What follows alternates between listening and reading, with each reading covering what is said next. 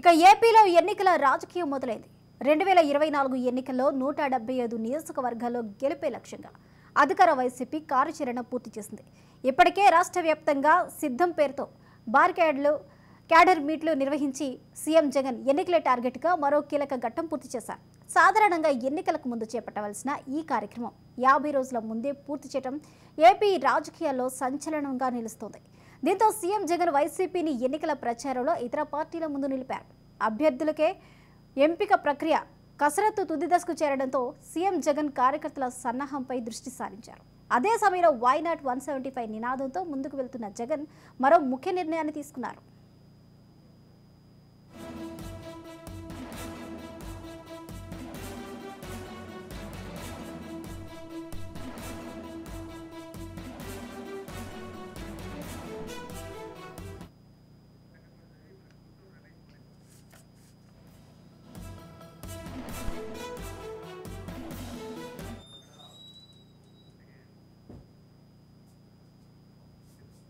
రాష్ట్ర రాజకీయాల్లో ఇంతవరకు ఏ పార్టీ చేయని సాహసం చేసి సీఎం జగన్ కొత్త తరం రాజకీయాలకు దిక్చూచిగా నిలిచారు. అదే వైసీపీ పాలనలో ఏపీలో అమలు చేసి సోషల్ ఇంజనీరింగ్, గ్రామ స్థాయిలో వార్డు సభ్యుల నుంచి సర్పంచులు, ఎంపీటీసీ సభ్యుల నుంచి మండల అధ్యక్షుల వరకు, జడ్పీటీసీ సభ్యుల నుంచి జడ్పీ చైర్మన్లు, ఎమ్మెల్యేలు, ఎమ్మెల్సీలు, అసెంబ్లీ స్పీకర్, మండలి చైర్మన్, కేబినెట్ మంత్రుల వరకు 80% ప్రజాప్రతినిధులు నామినేటెడ్ పదవులను ఎస్సీ, ఎస్టీ, బీసీలకు ఇచ్చి చరిత్ర సృష్టించారు. దీంతో అత్యున్నత పదవులైన ఉప ముఖ్యమంత్రులుగా వెనకబడిన మరియు అణగారిన వర్గాల నేతలను నిలిపి సామాజిక సమీకరణాలకు అత్యధిక ప్రాధాన్యతనిచ్చారు. వెనుకబడిన వర్గాలతో ఓటు బ్యాంకు రాజకీయాలు చేసిన పార్టీలకు చెంపపెట్టేలా సీఎం జగన్ అధికారాన్ని అన్ని వర్గాలకు పంపారు. దీంతో పాటు ప్రత్యక్ష నగదు బదిలీ పథకాలతో 80% ప్రయోజనాలు బడుగు బలహీన వర్గాలకి అందించారు. ఇప్పటి వరకు వైఎస్ఆర్సీపీ 68 మంది అసెంబ్లీ నియోజకవర్గ ఇన్ఛార్జీలు, 16 మంది పార్లమెంటు నియోజకవర్గ ఇన్ఛార్జీల జాబితాను విడుదల చేయగా అందులో బలహీన వర్గాలకు పెద్దపీట వేశారు. ఇదే అంశానికి సంబంధించిన పూర్తి అప్డేట్స్ను మా ప్రతినిధి రమేష్ అందిస్తారు. రమేష్, ఏదైతే వైఎస్ జగన్మోహన్ రెడ్డి అదే పాలన మొదలుపెట్టిన దగ్గర నుంచి కూడా సంక్షేమ పథకాలతో ముందుకెళ్తున్నటువంటి పరిస్థితి కనపడుతుంది. ఏదైతే నవరత్నాల పథకాలు గతంలో పాదయాత్రలో ఇచ్చినటువంటి హామీలను నెరవేరుస్తూ కూడా ముందుకెళ్తామన్నారు. ఇప్పటికే 99% కూడా ఇప్పటికే నెరవేర్చామని చెప్పి కూడా వైసీపీ చెప్పుకున్నప్పటికీ వై నాట్ 175 అనే నినాదంతో కూడా రాష్ట్ర వ్యాప్తంగా ఒక సిద్ధం అంటూ కూడా మరి ఎక్కడ చూసినా ఆంధ్రప్రదేశ్ లో ఎక్కడ చూసినా కూడా ఫ్లెక్సీలు వెళ్తాయని చెప్పుకోవచ్చు. ఇప్పటికే జగన్మోహన్ రెడ్డి అనేక సభలలో కూడా పూర్తి స్థాయిలో ప్రజలకు సంబంధించినటువంటి అనేక మౌలిక వసతులు కానీ అదేవిధంగా అనేక సంక్షేమ పథకాలను కూడా మరి ప్రచారం చేసుకుంటూ ఏదైతే మనం సభలు చూస్తున్నాం, పెద్ద ఎత్తున కూడా లక్షలాది మంది సభకు తరలించడం, ఆయా జిల్లాలకు సంబంధించి కూడా ఏదైతే సభ ఏర్పాటు చేసినటువంటి నేపథ్యంలో ప్రజల్లో పూర్తిగా కూడా సభ సక్సెస్ అయిందని చెప్పుకునే విధంగా ఒక ఎన్నికల ప్రచారంగానే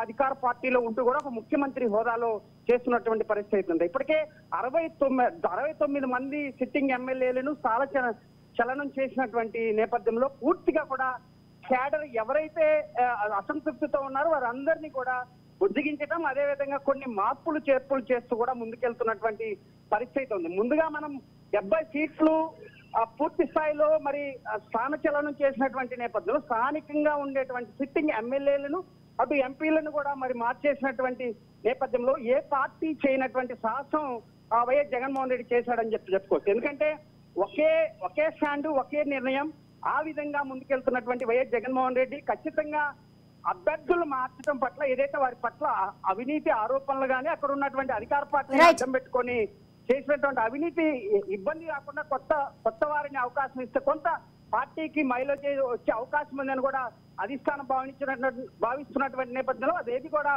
పూర్తిగా ఎంతవరకు ఫలిస్తుందని కూడా వేచి చూడాల్సినటువంటి పరిస్థితి కనపడుతుంది. Savya, right, thank you Ramesh.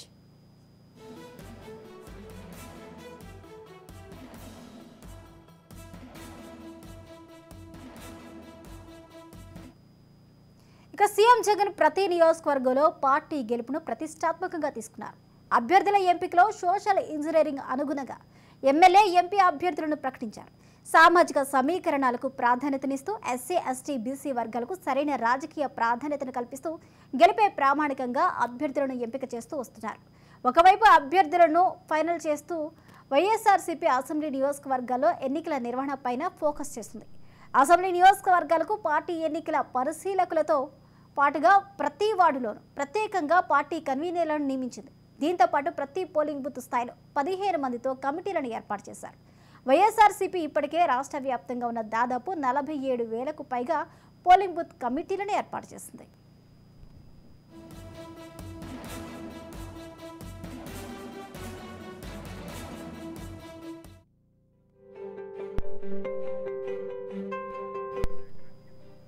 ఈ కమిటీలలో స్థానికంగా పోలింగ్ బూత్ పరిధిలో పార్టీ కోసం పనిచేస్తున్న వారికి సామాజిక వర్గాల వారీగా మహిళలకు అవకాశం కల్పిస్తూ ఏర్పాటు చేశారు.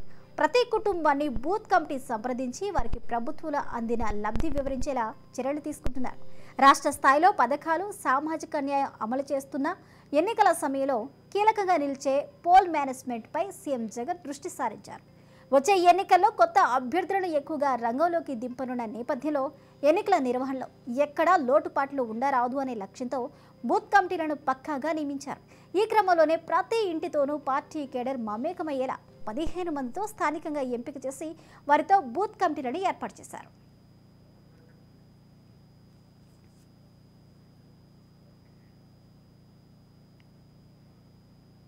ఇక మొత్తంగా 15 మందితో స్థానికంగా ఎంపిక చేసిన వారితో బూత్ కమిటీలను కూడా ఏర్పాటు చేశారు జగన్మోహన్ రెడ్డి. టోటల్గా వచ్చే ఎన్నికల్లో గెలిపే లక్ష్యంగా పావులు కదుపుతున్నారు. ఇదే అంశానికి సంబంధించిన పూర్తి అప్డేట్స్ను మా ప్రతినిధి కడప నుంచి అందిస్తారు. సుదర్శన్.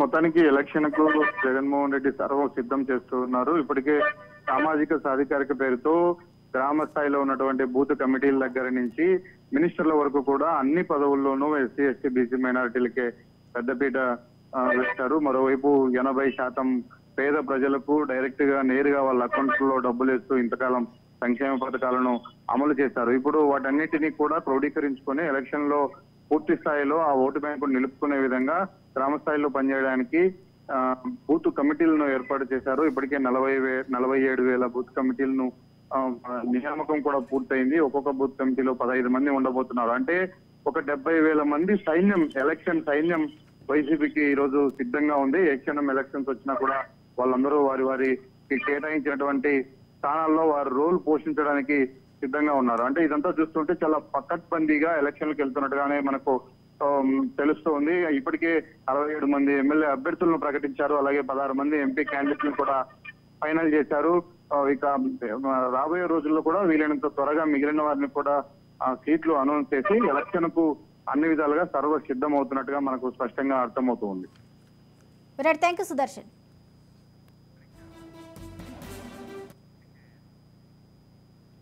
ఇక ఎన్నికల ప్రచారంతో పాటుగా పోలింగ్ రోజున పార్టీ శ్రేణులు కీలకంగా వ్యవహరించవలసి ఉంది. ఈ క్రమంలో చురుగ్గా ఉండే బూత్ కమిటీలపైన వైఎస్ఆర్సీపీ ప్రత్యేక శ్రద్ధ సారిస్తుంది. బూత్ కమిటీలు ఎన్నికల నిర్వహణకు సంబంధించి సీఎం జగన్ రోడ్ మ్యాప్ ఖరారు చేశారు. జిల్లా కేంద్రాల నుంచి ప్రతి పోలింగ్ బూత్ స్థాయి వరకు ఎన్నికల పరిస్థితులు, పోలింగ్ రోజున జరిగే పరిణామాలు, రాష్ట్ర నియోజకవర్గ స్థాయి పరిస్థితులపై ఎప్పటికప్పుడు సమాచారం సేకరిస్తూ అవసరమైన మార్గనిర్దేశం చేసేందుకు వీలుగా రాష్ట్ర స్థాయిలో పార్టీ సీనియర్లతో వారం నిర్వహణకు నిర్ణయించారు. దీని ద్వారా ప్రతి సీటు, ప్రతి ఓటు కీలకమనే ప్రణాళికపై సీఎం జగన్ పార్టీ సీనియర్ నేతలకు ఎప్పటికప్పుడు మార్గనిర్దేశం చేస్తున్నారు.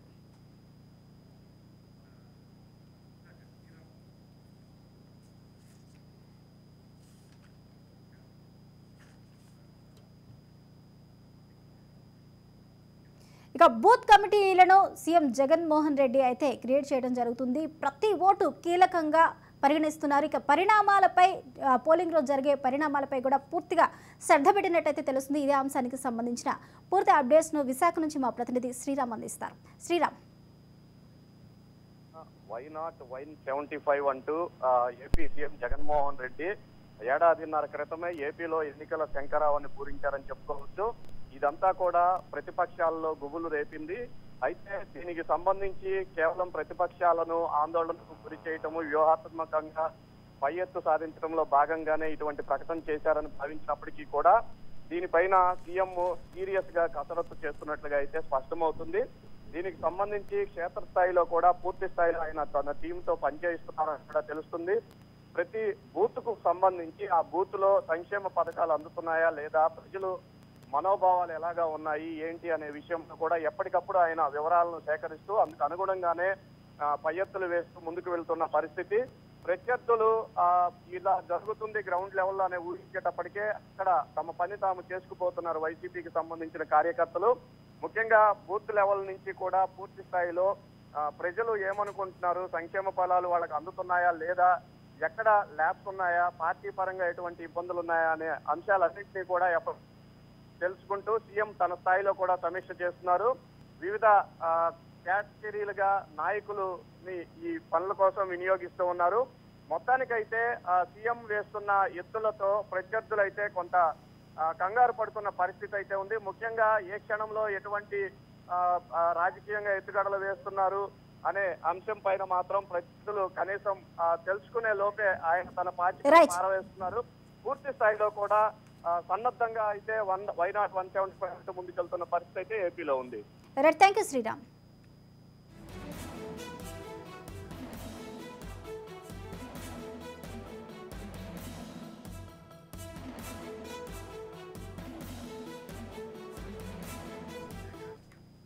ఇక ఏపీలో ఎన్నికల వేడి మొదలైంది. 2024 ఎన్నికల్లో 175 నియోజకవర్గాలు గెలిపే లక్ష్యంగా అధికార వైసీపీ కార్యాచరణకు శ్రీకారం చుట్టింది.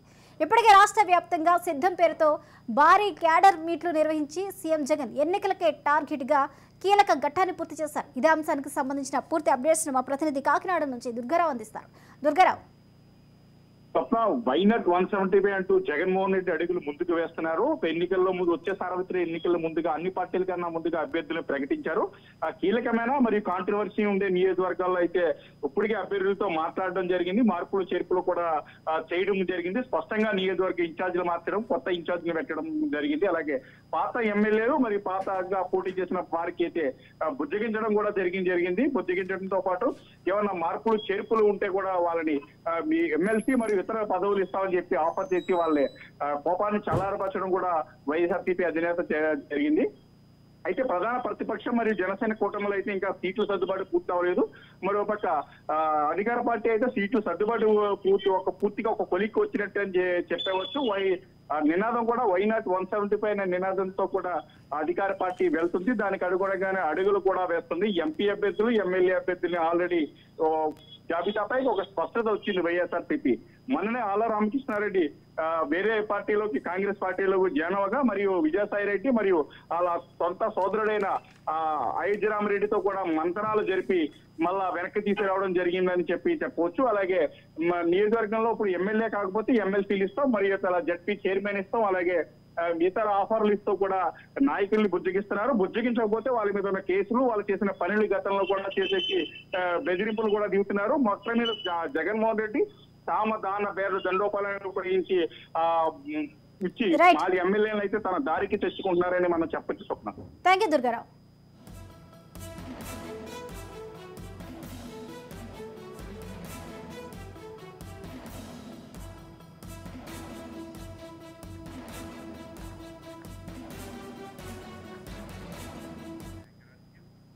ఇక రాష్ట్ర రాజకీయాల్లో ఇంతవరకు ఏ పార్టీ చేయని సాహసం చేసి సీఎం జగన్ కొత్త రాజకీయాలకు దిక్చూసుగా నిలిచారు. అదే వైసీపీ పాలనలో ఏపీలో అమలు చేసిన సోషల్ ఇంజనీరింగ్ గ్రామ స్థాయిలో వార్డు సభ్యుల నుంచి సర్పంచులు, ఎంపీటీసీ సభ్యుల నుంచి మండల అధ్యక్షుల వరకు అందరినీ కూడా మార్చుకుంటూ వెళ్ళిపోయారు. అయితే కొత్త రాజకీయాలకు జగన్మోహన్ రెడ్డి శ్రీకారం చుట్టారు. ప్రతి ఓటు, ప్రతి సీటే లక్ష్యంగా ముందుకు వెళ్తున్నారు. వైనాట్ 175 నినాదంతో ముందుకెళ్తున్నారు. ఇదే అంశానికి సంబంధించిన పూర్తి అప్డేట్స్ కర్నూలు నుంచి మా ప్రతినిధి మధు అందిస్తారు. మధు. థ్యాంక్ యూ స్వప్న. ఆంధ్రప్రదేశ్ లో సార్వత్రిక ఎన్నికలు సమీపిస్తున్న నేపథ్యంలోనే ఇప్పటికే రాజకీయం వేడి మొదలైందని చెప్పవచ్చు. 2024 ఎన్నికల్లో వైనాట్ 175 అని చెప్పేసి ఇప్పటికే సీఎం జగన్మోహన్ రెడ్డి కూడా చెప్పడం కూడా జరిగింది. అందుకు అనుగుణంగానే వైసీపీ శ్రేణులు కార్యాచరణ పూర్తి చేస్తున్నట్లు కూడా తెలుస్తుంది. ఇప్పటికే వాళ్ళు రాయలసీమకి సంబంధించి ఇప్పటికే సిద్ధం సభ కూడా నిర్వహించినట్లు కూడా జరుగుతుంది. ఆ సభ కూడా సక్సెస్ చేసి క్యాడర్లో నూతన ఉత్సాహం నింపడం కూడా జరిగింది. అయితే గతంలో అయితే ఎన్నికలు సమీపిస్తున్న నేపథ్యంలో కోడ్ వచ్చిన తర్వాత ఈ ఎన్నికల హడావిడి మొదలయ్యేది. ఇప్పుడు 50 రోజుల ముందుగానే ఈ ఎన్నికల హడావిడి మొదలవుతోంది. ప్రధానంగా చూస్తున్నట్లయితే ఇప్పటికే బూత్ లెవెల్లో కూడా సిద్ధమని చెప్పేసి వైఎస్ఆర్సీపీ శ్రేణులు గట్టిగా చెప్తున్న పరిస్థితి అయితే నెలకొంది. ఏదైతే ఇప్పటికే సీఎం జగన్మోహన్ రెడ్డి అన్ని నియోజకవర్గాలకు సంబంధించి దాదాపు ఇన్ఛార్జీలను కూడా ఖరారు చేసినట్లు కూడా తెలుస్తుంది. అయితే మొత్తం మీద చూస్తున్నట్లయితే కొంత సర్వేల్లో మంచి ఫలితాలు రావని తెలిసిన చోట అభ్యర్థులను కూడా మార్చడం కూడా జరిగింది. దీంతో ఆ అభ్యర్థులకు వేరే చోట కూడా స్థానం కల్పించడం కూడా జరిగింది. ఇలాంటి స్టెప్ తీసుకోవడము రాజకీయాల్లో ఇదే మొట్టమొదటిసారని చెప్పేసి రాజకీయ విశ్లేషకులు కూడా భావిస్తున్నారు. దీనిగా ఈ ఫార్ములా గినక సక్సెస్ అయితే దేశ రాజకీయాల్లో సీఎం జగన్మోహన్ రెడ్డి ఒక విజేతగా నిలిచే అవకాశం కూడా ఉంది. అందరూ ఇదే ఫాలో అయ్యే అవకాశం ఉందని చెప్పేసి కూడా రాజకీయ విశ్లేషకులు భావిస్తున్నారు. Thank you Madhu.